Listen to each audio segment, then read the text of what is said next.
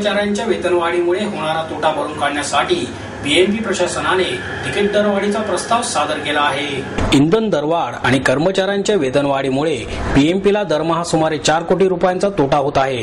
हा तोटा भरून काढण्यासाठी पीएमपी प्रशासनाने तिकीट, पासेस दरवाढीचे 3 प्रस्ताव संचालक मंडळापुढे ठेवले आहेत। दरम्यान या प्रस्तावाला संचालकांनी विरोध केला आहे। प्रवाशांकडूनही त्यास विरोध होण्याची शक्यता आहे।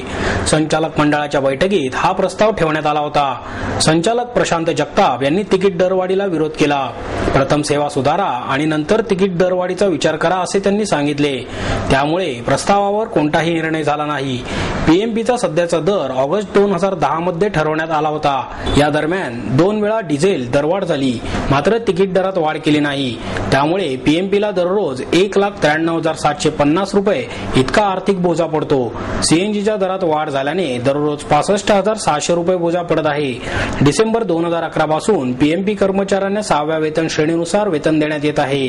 वाढलेला इंधन खर्च, सुट्या भागाच्या किमतीत झालेली वाढ, वेतनावरील खर्चामुळे पीएमपीला दररोज 13,03,417 रुपये तर दरमहा सुमारे 4 कोटी रुपये तोटा होत असल्याचे प्रस्तावात नमूद केले आहे।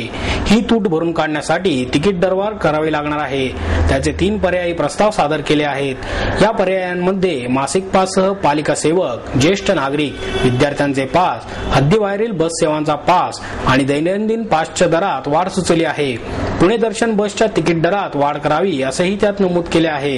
या सर्व पार्श्वभूमीवर पीएमपीएलचे विभाजन करून पुन्हा पीएमटी आणि पीसीएमटी अस्तित्वात आणावी अशी मागणी महाराष्ट्र नवनिर्माण सेनेने केली आहे।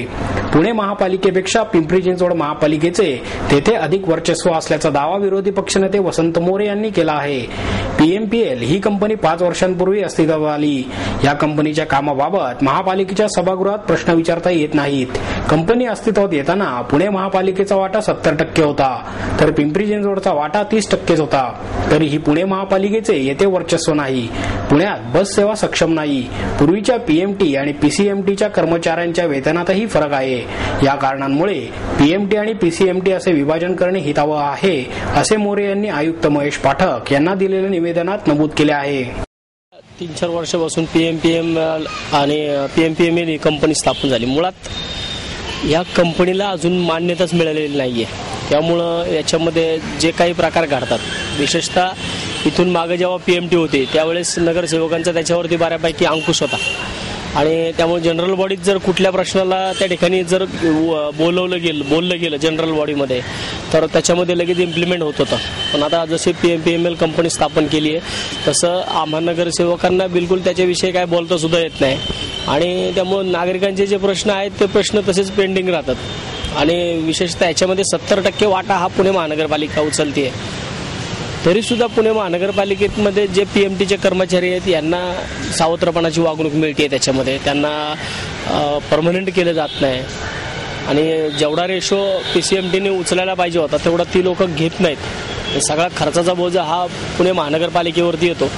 याच्यामध्ये भ्रष्टाचाराचं प्रमाण सुद्धा दिवसेंदिवस वाढत चाललेलं आहे। ज्या गाड्या येतात या गाड्यांच्या बाबतीत सुद्धा काहीच कसा रेशो आहे हा सुद्धा कळत नाही की आपल्याला किती ठेवणार पुणे महानगरपालिकेला आणि पीसीएमटीला किती देणार हे पण नीट कळत नाही आम्हाला विचारलं तरी सभासद जर महानगरपालिका तुम्हाला पैसे देते मग तुम्ही सभासदांना तरी या गोष्टी कळायला पाहिजेत। पुणे शहराच्या वाहतूक व्यवस्थेवरती ताण पडत चाललाय। आपण खर्च करायचा, आपण गाड्या खरेदीसाठी पैसे द्यायचे आणि आपल्यासाठी खरेदी झालेल्या गाड्या ह्या पीसीएमटीकडे जातात, तिकडे जातात। त्यामुळे आमची महत्त्वाची मागणी हीच आहे की हे जे पीएमटी आणि पीसीएमटी हे वेगळंच झालं पाहिजे। हे वेगळं झालं तर पूर्वीप्रमाणे कारभार याच्यामध्ये चालेल। आणि तुम्ही काय करणार? आता मी एक मुख्यमंत्र्यांना सुद्धा निवेदन दिलेलं आहे याच्यामध्ये कालच। आता मुख्यमंत्र्यांनी निवेदन दिले, पीएमटीचा जो प्रवासी मंच आहे तो सजग नागरिक मंच, आम्ही कालच्याला पण त्यांच्याशी बोलणं आले माझे की तशा प्रकारे जर पुण्यातल्या नागरिकांची मागणी आहेच तर आम्ही याच्यामध्ये एक आता आंदोलन उभं करणार आहे की बाबा हे वेगळं झालंच पाहिजे कोणत्याही परिस्थितीमध्ये, तरच पुणे शहरातील सार्वजनिक वाहतूक व्यवस्था ही सक्षम होऊ शकेल, नाहीतर ती सक्षम होऊच शकणार नाही कधी।